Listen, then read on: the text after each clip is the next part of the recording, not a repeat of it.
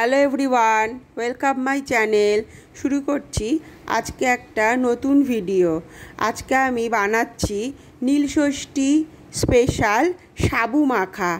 আমরা প্রত্যেকেই নীলষষ্ঠীতে উপোস করি।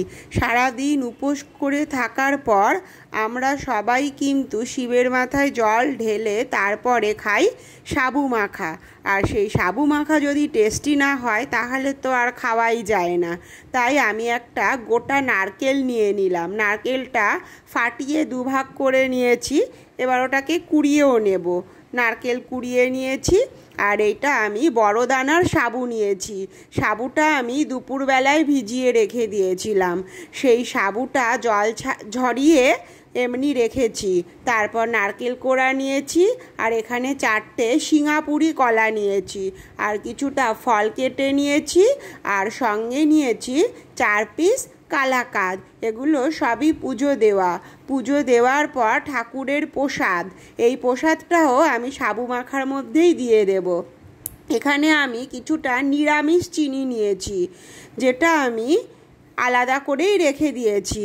সেই সাবু মাখাটার থেকে জল ঝরিয়ে নিয়ে এর মধ্যে আমি একটা গোটা নারকেল কুড়িয়ে দিয়ে দিলাম। তার মধ্যে একটু বেশি পরিমাণেই চিনি দিয়েছি। চিনির পরিমাণটা একটু বেশি দিলে মিষ্টিটাও অনেকটাই বেশি হয়, সেই জন্য মিষ্টিটা একটু বেশি দিয়েছি। তার মধ্যে কলাগুলোকে ছাড়িয়ে ভালো করে চটকে নিলাম। চটকে কলাগুলোকে দিয়ে দিলাম। আমি ওটাকে মেখে নিয়েছি সাবুর সঙ্গে ভালোভাবে। মেখে নিয়ে তার মধ্যে আমি সন্দেশ আর ফলগুলোকে সুন্দর করে সাজিয়ে দিলাম। সাজিয়ে দেওয়ার পর তারপরে আমরা কিন্তু ওইটাকে খাবো। আমাদের কিন্তু খুবই ভালো লেগেছে, ভীষণই টেস্টি হয়েছে এই সাবু মাখাটা।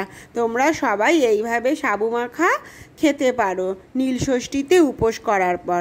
Thank you, bye bye, take care.